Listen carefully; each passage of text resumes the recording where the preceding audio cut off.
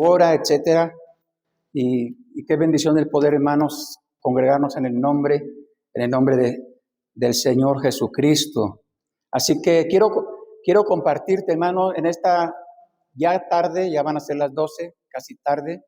Vamos a analizar, en la Biblia hay muchas preguntas, interrogantes.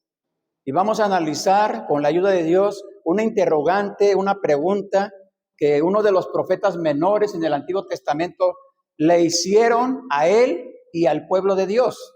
Creo que esta pregunta se la hicieron, no, más bien no creo, esta pregunta se la hicieron, no la hizo el pueblo de Dios, no la hizo Dios a través de este profeta menor, no, esta pregunta se la hicieron otros pueblos, otras naciones, otras personas, ¿verdad? Y antes de entrar a esta pregunta, quiero decirte, dice la historia que en el año de 1904, toda la nación, una nación en este mundo, se había alejado de Dios. Año de 1904. Se habían alejado de Dios. Las condiciones espirituales eran muy bajas. Las asistencias en las iglesias era pobre. El pecado abundaba, sobreabundaba por todas partes. Repetidamente, como un tornado inesperado, el Espíritu de Dios barrió la tierra. Las iglesias se llenaban tanto que las multitudes no podían ni siquiera entrar en ellas, a los templos se refiere. Las reuniones duraban desde las 10 de la mañana hasta las 12 de la noche. 10 de la mañana hasta las 12 de la noche. Cada día tenían 3 servicios. 3 servicios. El instrumento humano usado fue un hombre que se llamó Evans Roberts.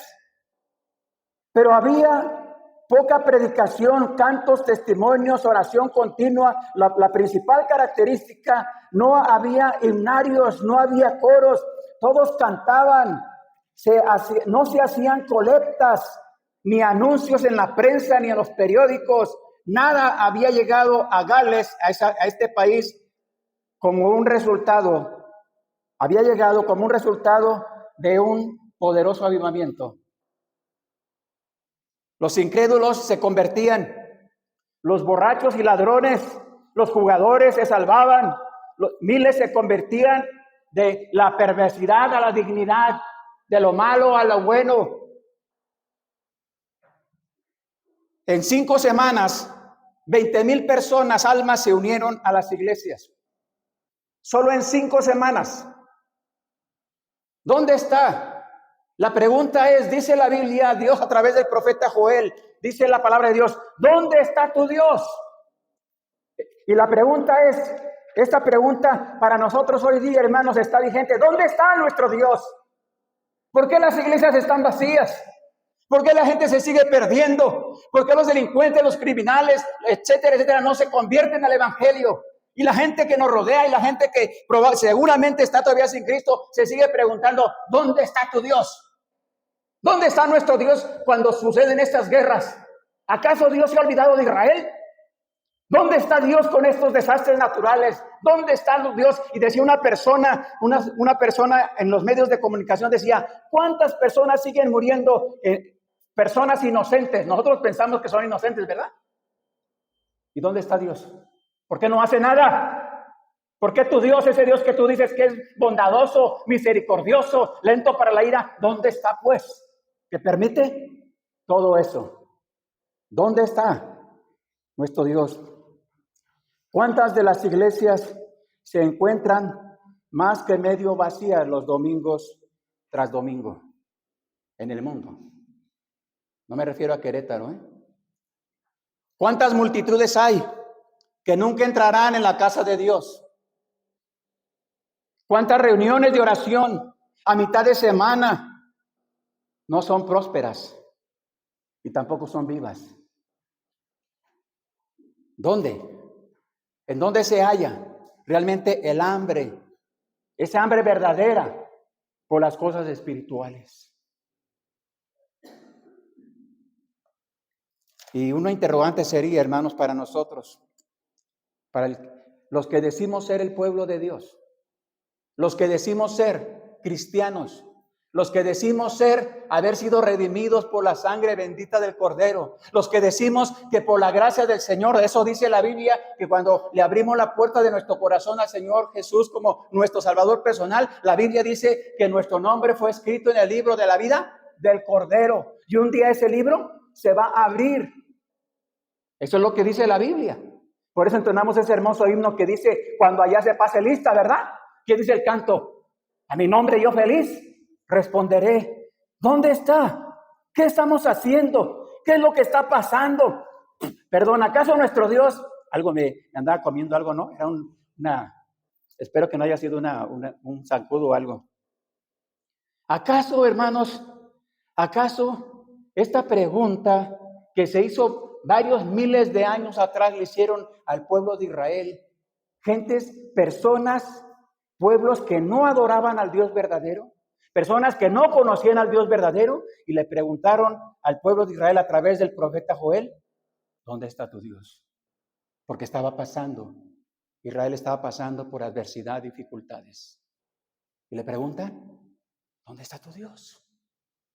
No que tu Dios es el Todopoderoso, no que tu Dios está al pendiente de ti, no que tu Dios tiene cuidado de ti, de tu familia, no que tu Dios te va a proveer todo lo que necesitas. ¿Dónde está? Sabes, hermano, creo que nos hemos vuelto, parte del pueblo de Dios nos hemos vuelto egoístas.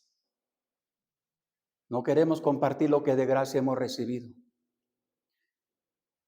Hemos perdido realmente el amor por las almas. No vemos a las personas como el Señor Jesús los ve.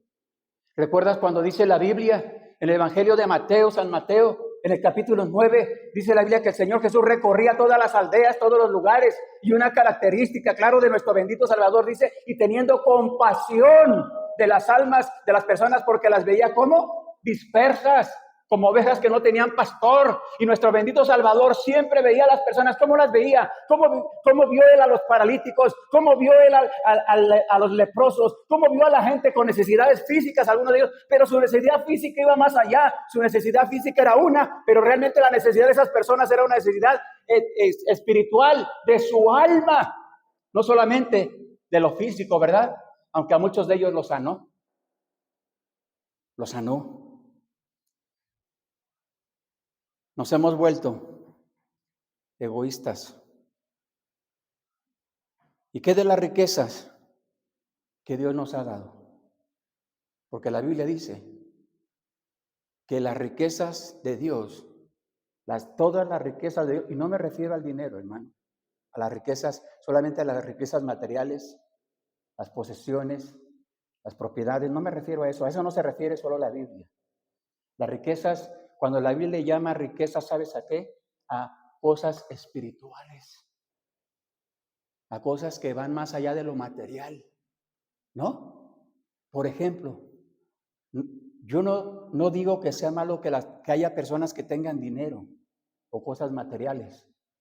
Esa es una forma nosotros lo vemos como una forma de riquezas o de estar bien o de equilibrio en sus vidas, ¿a poco no? Pero ¿de qué le sirve, dice la Biblia? ¿De qué le sirve al hombre que se granjee todo el mundo, pero su alma se pierda? ¿Cuánto dará el hombre por su alma? Hay personas que tal vez en este mundo tienen cosas materiales, pero no tienen la seguridad, la paz de Dios, la vida eterna, o el fruto del Espíritu que dice la Biblia, ¿no? Que es amor, gozo, paz, paciencia, benignidad, bondad, fe, mansedumbre. Contra tales cosas no hay ley. La seguridad eterna que solo en Cristo podemos tener. De cuando tengamos que morir, dejar este cuerpo, tener la seguridad de que estaremos con Él por la eternidad. No para ser juzgados, sino recibir la recompensa de la vida eterna, porque eso es lo que Él ha prometido. Nos estamos, hermanos, volviendo como el mundo. La iglesia, el pueblo cristiano, nos estamos volviendo como el mundo. El mundo se queja de todo. El mundo tiene tiene tiempo para todo. El mundo ajusta todas las cosas. Es más, el mundo, me refiero a las personas sin Cristo, ajustan, tienen propósitos, metas, planes, anhelos, deseos, o como le quieran llamar, pero todos ellos se ajustan de una u otra manera para llevar a cabo sus labores o actividades. ¿Y sabes qué? La iglesia nos estamos volviendo como el mundo. Nos queremos ajustar a este mundo, ¿no? Nos preocupamos o nos afanamos más bien por qué va a pasar en México con nuestros gobernantes. ¿Qué va a pasar con las pensiones? ¿Qué va a pasar con todos los desastres que hay, verdad? ¿Qué va a pasar? Y nos preocupamos a veces o nos afanamos por cosas, hermano, que tienen que ver con el mundo. Y vivimos o nos hemos dejado llevar, arrastrar. Nos estamos volviendo como el mundo. ¿Sabes? La iglesia del Señor Jesucristo, la iglesia del Señor Jesucristo en el mundo, si no tenemos cuidado, la vamos a convertir en la iglesia como el mundo.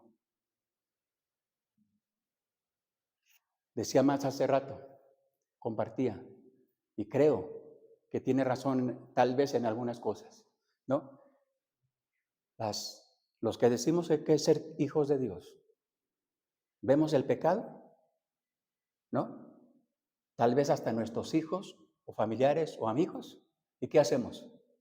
Nada. No hacemos nada. Permitimos.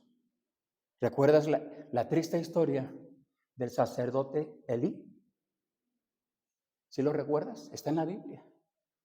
Este hombre no estorbaba a sus hijos. Y sus hijos eran perversos, violando la ley de Dios, las leyes de Dios, ¿no? Y él no les estorbó. Y sus hijos murieron el mismo día. ¿Por qué? La paga del pecado es la muerte. Nos estamos volviendo como el mundo. Qué fácil es ser cristiano en estos tiempos. Qué fácil es. Que personas digan, yo soy cristiano, yo soy hijo de Dios, soy hija de Dios. Qué fácil es. Pero en la práctica no hay evidencias. No hay ese fruto verdadero que dice la Biblia, porque el que está en Cristo es una nueva criatura.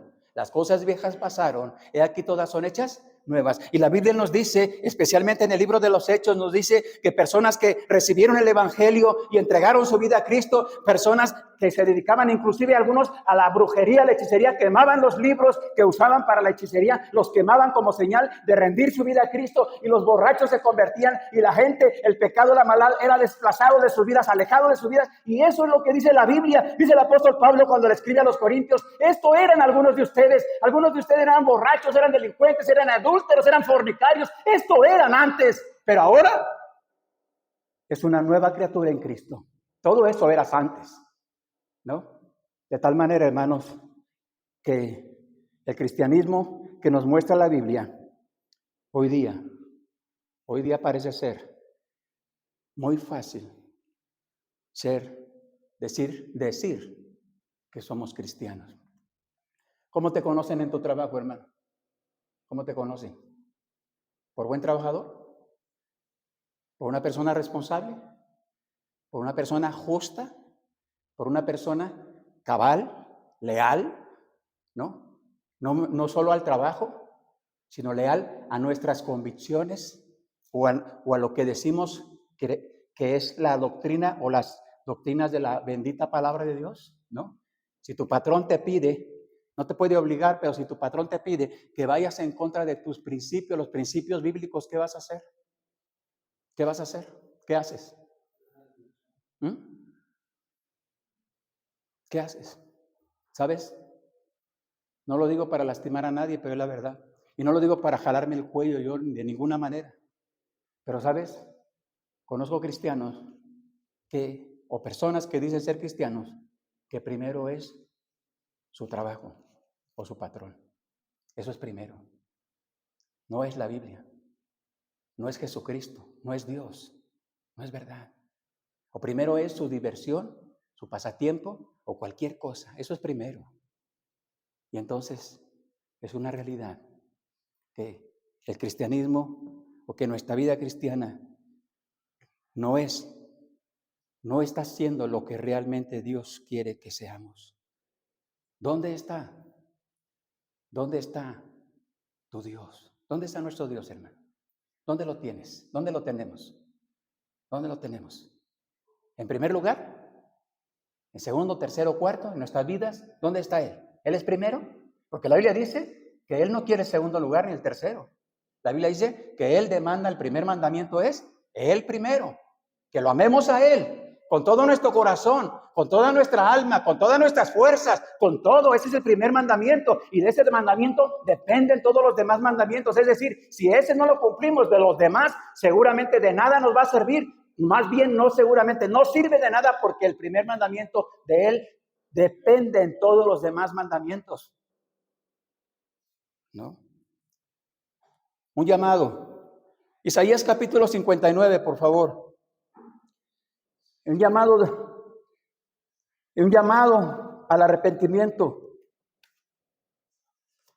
Constantemente Dios, el Dios de la Biblia, está llamando, sigue llamando, sigue llamando. La Biblia dice, venid luego y estemos a cuentas. Venid luego y estemos a cuentas. Sigue Dios llamando a las personas que están sin Cristo, porque Dios quiere limpiarlos, Dios quiere perdonarnos. Y dice la Biblia ahí en Isaías, si tus pecados fueren como la grana, como la nieve, serán emblanquecidos. Si fueren rojos como el carmesí, vendrán a ser como blanca lana. El llamado de Dios sigue siendo, venid. Venid, dice el Señor Jesús en su ministerio público, cuando Él estaba desarrollando su ministerio. El Señor Jesús dice, venid a mí todos los que estáis trabajados y cargados, y yo te voy a hacer descansar, ¿no? Lleva mi yugo sobre vosotros y aprended de mí, que soy manso y humilde de corazón, y hallaréis descanso para vuestras almas, porque mi yugo es fácil y ligera mi carga, dice el Señor Jesús. Isaías capítulo 59, por favor.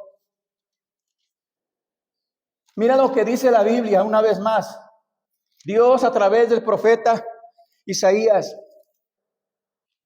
versículo número 2, dice la Biblia, pero vuestras iniquidades han hecho división. ¿Entre quién? ¿Si estás ahí? Entre vosotros y vuestro Dios, y vuestros pecados han hecho ocultar de vosotros su rostro. ¿Para qué? Para no oír, dice el versículo 3, porque vuestras manos están contaminadas de sangre, vuestros dedos de iniquidad, vuestros labios pronuncian mentira, hablan maldad vuestra lengua. Versículo 4 dice, no hay quien clame por la justicia, ni quien juzgue por la verdad. Confían en vanidad, hablan vanidades, conciben maldades y dan a luz iniquidad.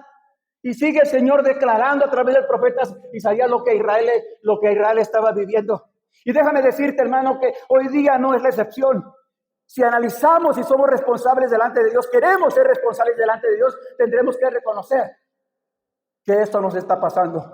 Hablamos vanidad, hablamos cosas perversas, hablamos cosas sin sentido. A veces hablamos y decimos, oh Dios, yo te amo tanto, oh Dios, eres mi salvador, oh Dios, tú eres mi proveedor. Pero en la realidad es otra. La realidad es otra. Y sabes, la Biblia dice que Dios no puede ser engañado. Dios no puede ser engañado. Dios no puede ser burlado. Gálatas capítulo 7. No os engañéis. Dios no puede ser burlado. Pues todo lo que el hombre sembrare, eso también va a cosechar. El llamado, Joel capítulo 2, por favor.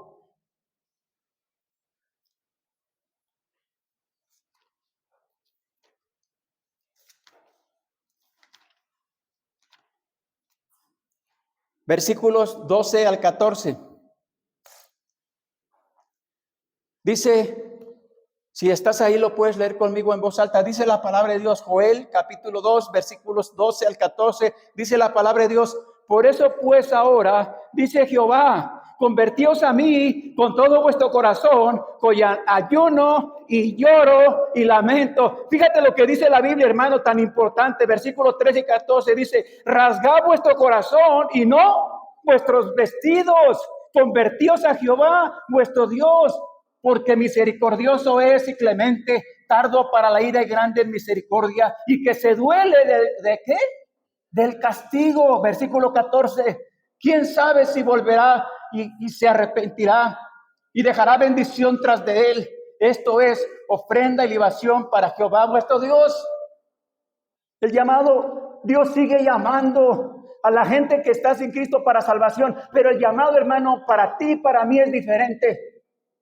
Por la gracia del Señor, tú y yo que decimos ser hijos de Dios, el llamado es diferente.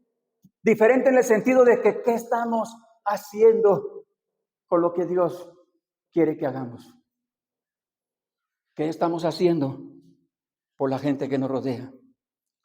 Es un llamado, una llamada al arrepentimiento. Dios está deseoso de bendecir a su pueblo. Hermano, ¿crees que Dios no quiere? La Biblia dice que Dios no quiere que nadie perezca, sino que todos procedan al arrepentimiento. Las personas que están allá afuera, las personas que están sin Cristo, que están caminando sin Cristo, la Biblia dice que Dios no quiere que perezcan. Pero ¿sabes qué? Es tú y mía la responsabilidad de ir a predicarles el evangelio, no de otros. Si otros no lo están haciendo, eso no es nuestra responsabilidad. Si otros no están cumpliendo, eso no debe ser nuestra excusa, porque el llamado es para nosotros. No. Algunos de ustedes tal vez, probablemente saben, parte del ministerio del profeta es Elías. ¿Recuerdas cuando la Biblia dice que el profeta Elías, después de que Dios le dijo y que tuvo un concurso en el sentido de que enfrentó a los sacerdotes de Baal, que la Biblia dice que eran más de 400 sacerdotes, ¿verdad? Y Dios le dijo al profeta Elías qué clase de concurso hacían, ¿verdad? Competencia.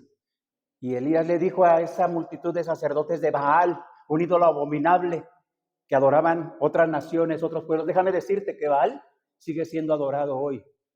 Esos Baales, esos ídolos de la antigüedad, hoy están vigentes en el mundo. Adorados, siguen siendo adorados. Y la Biblia dice que después de que Dios contestó en el sacrificio que le ordenó que hiciera al profeta, descendió por fuego del cielo y consumió. La Biblia dice que los degolló a esos más de 400 sacerdotes de Baal, pero después la Biblia dice que se fue a una cueva y se escondió.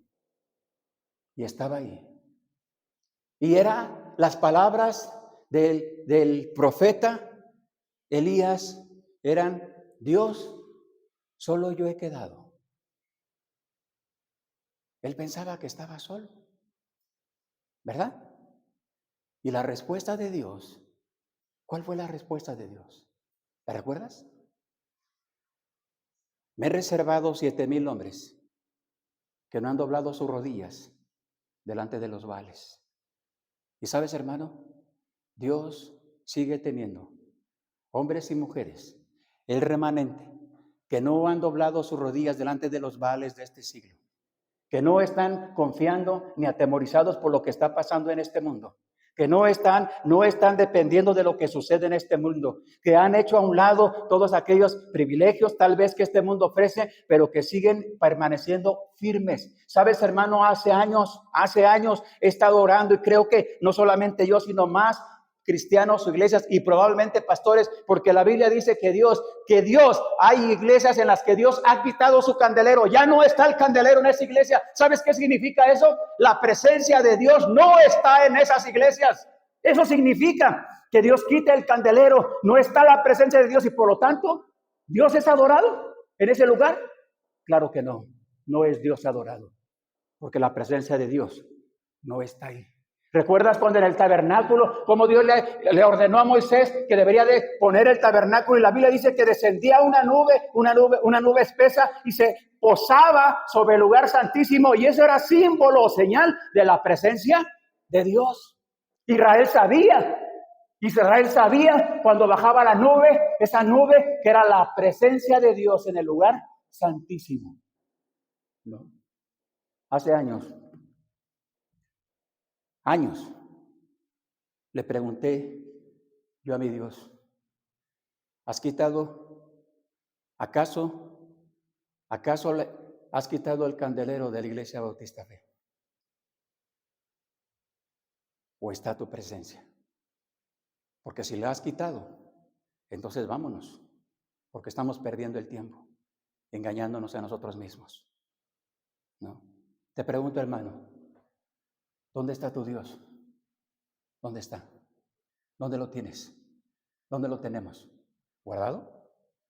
Como algo que solamente en ocasiones queremos usar o sacar, como un dije, como una medallita, como algo valioso, pero solamente que usarlo cuando queremos usarlo. Dice la Biblia en la porción que leímos de Isaías que el pecado detuvo la bendición. El pecado detiene la bendición. El pecado no nos permite servir a Dios como Dios quiere que le sirvamos. El pecado nos hace que nuestra vista se ciegue. El pecado se nubla nuestra mente y nuestro corazón. El pecado detiene la bendición. Eso dice la Biblia que pasó con Israel en el tiempo del profeta Isaías. Y hoy día creo que sigue siendo la misma regla. ¿Sabes por qué? ¿Por qué Dios no es que no quiera bendecir? ¿Sabes por qué Dios no está bendiciendo familias? Porque hay pecado. ¿Sabes por qué Dios no bendice iglesias? Iglesias bíblicas o iglesias que decimos ser verdaderas. ¿Sabes por qué? Porque hay pecado. Tenemos que echar fuera el pecado para que haya bendición, la bendición de Dios. Porque Dios quiere derramar sus bendiciones. No. Y recuerda, hermano, el pecado que menciona la Biblia no se refiere a pecados escandalosos solamente. La indiferencia, el ser indiferente o neutral, se dice que la neutralidad, ¿sabes? Que la neutralidad es un pecado gravoso, porque la neutralidad nos lleva, hermanos, a decir, pues que lo hagan otros. Yo no estoy ni a favor ni en contra, me pongo en medio, ¿verdad? El pecado de la neutralidad. Por eso el Señor Jesús declaró, el que no es conmigo, contra mí es. El que conmigo no recoge, desparrama. O somos o no somos, o ayudamos o no ayudamos, o servimos o no servimos, o honramos a Dios o no lo honramos. Y a eso se refiere, hermano, lo que dice la Biblia. No pensemos por algún momento, quitemos de nuestra mente, de nuestro corazón, si es que estuviera en nuestro corazón. Dice Dios a través del profeta Joel, Dios le dijo a Joel, convoca a una reunión de oración, y lo hizo el profeta Joel, convocó al pueblo de Israel a una reunión de oración, y el pecado fue confesado, y también dice la Biblia que fue perdonado. Porque la Biblia sigue diciendo, Primera de Juan, capítulo 1, si confesamos nuestros pecados, Él es fiel y justo para perdonar nuestros pecados y limpiarnos de algunas maldades. Dice de todo, ¿verdad? De toda maldad. ¿Por qué las naciones? Para que las naciones no digan, ¿dónde está tu Dios? Las personas que nos conocen, las personas que nos rodean, algunos son amigos o familiares que no han entregado su vida a Cristo y que no comprenden la vida cristiana porque están cegados. Algunos de ellos se siguen preguntando, tal vez, o nos siguen preguntando, ¿dónde está tu Dios? ¿No dices que tu Dios es todopoderoso? ¿No dices que tu Dios te ama? ¿No dices que tu Dios es suficiente? No. Y siguen preguntando, algunos de ellos, ¿dónde está tu Dios?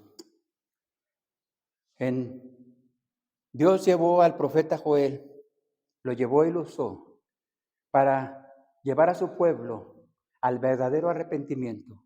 Y entonces, después de llevarlo al verdadero arrepentimiento, a la confesión del pecado, dice la Biblia que ahora ya todo estaba arreglado espiritualmente, y empezaron a estar verdaderamente fervientes a la oración, a esa oración que prevalece, a esa oración que dice la Biblia a través de Dios del apóstol Santiago cuando dice la oración eficaz del justo puede mucho. A esa oración que pone inclusive varios ejemplos, el profeta, el apóstol Santiago pone varios ejemplos. Uno de ellos pone al profeta Elías, ¿verdad? Pone varios ejemplos. Esa oración que es eficaz, esa oración que llega a la presencia de Dios y no solamente llega, sino esa oración que viene respuesta, la respuesta de Dios, porque llega al corazón de Dios, porque toca el corazón de Dios, pero sobre todo, más importante, hermano, es que Dios sabe que el pecado ya ha sido confesado y abandonado. Porque cuando el pecado es confesado, pero no abandonado, no está completo. Es confesión y abandono. Para que pueda haber, de acuerdo a la palabra de Dios, pueda haber esa verdadera restauración. ¿Dónde? La pregunta, hermanos, sigue siendo, ¿dónde está nuestro Dios? ¿Dónde está nuestro Dios? Y quiero animarte en el amor en Cristo, hermano, para que analicemos nuestro corazón. Y recuerda, nuestro Dios, el Dios de la Biblia, recuerda, la forma o las formas de servirlo a Él o adorarlo a Él, no lo establecemos nosotros, lo establece Él. Por eso la importancia de ir siempre a su palabra y decirle, Señor, ¿qué es lo que debo hacer? ¿Qué es lo que yo tengo que hacer? No lo que yo quiero, no lo que yo pienso, no lo que he leído en otros libros. Y no digo que otros libros sean malos, sino porque el libro, nuestra guía de fe y práctica debe ser la Biblia, la palabra de Dios. Hay libros, seguramente, probablemente libros o literatura que puede ser muy buena, nos puede emocionar, nos puede animar, nos puede fortalecer, etcétera. Pero recuerda, la única literatura verdaderamente, el único libro que dice la historia, bueno, sobre todo, que decimos creer que es viva y que es eficaz, es la palabra de Dios. Es la única que es viva y es eficaz, dice Hebreos 4:12, ¿no? Y más cortante que toda espada de dos filos. Necesitamos, hermanos, recordar dónde está nuestro Dios. Y quiero que terminemos, hermanos, con este tiempo y quiero hacer una invitación de parte del Señor Jesucristo para que analicemos nuestro corazón, hermano, y podamos realmente, si no estamos dignificando el nombre de nuestro Dios, si no estamos realmente haciendo toda la voluntad de nuestro Dios, si no estamos dando a conocer ese Dios verdadero como Él lo establece, no estamos viviendo esa vida cristiana que Él demanda de nosotros, porque recuerda, hermano, Dios va a demandar. Dios no nos va a demandar la vida de otras personas o lo que otras personas hagan. No, Dios nos va a demandar lo que Él nos haya dado a nosotros en primer lugar. Claro, si no les hablamos de Cristo, si no compartimos, sí, nos va a demandar eso. Pero lo que me quiero referir es que Dios tiene algo de manera muy personal para cada uno de nosotros en su obra, para llevar a cabo su obra. Y recuerda, por eso la Biblia dice que la iglesia o el pueblo de Dios somos como un cuerpo o como un edificio. Y la Biblia dice en Efesios capítulo 4, hablando del cuerpo de Cristo, de su iglesia, dice, ¿qué dice? Hasta que todos lleguemos a la estatura del varón perfecto, a la plenitud del Señor Jesucristo. Pero dice la Biblia que todos lleguemos. ¿Cómo? Como el cuerpo de Cristo, sirviendo, trabajando, haciendo su voluntad. Y recuerda, hermano, recuerda, este mundo está en caos. Y la Biblia dice que este mundo no va a mejorar. Es más, la Biblia dice, solo principios de dolores. ¿Cuáles? Las señales del fin. O sea, las guerras, pestes, desastres naturales y toda esa violencia y maldad, hasta el abandono de la fe, la apostasía, solamente es principio de dolores, no es el fin. Vienen cosas peores. ¿Para quién? Para los que se queden. porque viene el evento profético llamado el arrebatamiento, la parusia, donde el Señor ha prometido llevarse a su pueblo, a su iglesia, a los cristianos verdaderos. ¿Para qué? Para que no pasemos por su gracia, por la gran tribulación. Y todos los juicios que están establecidos en la Biblia, ¿para quiénes? Para los que se queden. Para los que se queden. Ellos sufrirán, tendrán que enfrentar los juicios, las copas de la ira, ¿no? Y todo lo que menciona la palabra de Dios. ¿Por qué? Por no haber creído, por no haber recibido el mensaje de salvación. Es nuestra responsabilidad, hermanos. Vamos a orar y terminar con este tiempo. Por favor, tú en tu corazón, vamos a orar. Bendito Padre Celestial, una vez más, Señor, queremos rogarle en el nombre de su Hijo Jesús, que nos ayude, Señor. Ayúdenos a despertar a esta realidad que nos muestra la palabra, su palabra. No, dijeron unos leprosos en el Antiguo Testamento, no estamos haciendo bien. Eran 4 leprosos. Hoy es día de buenas nuevas y nosotros callamos.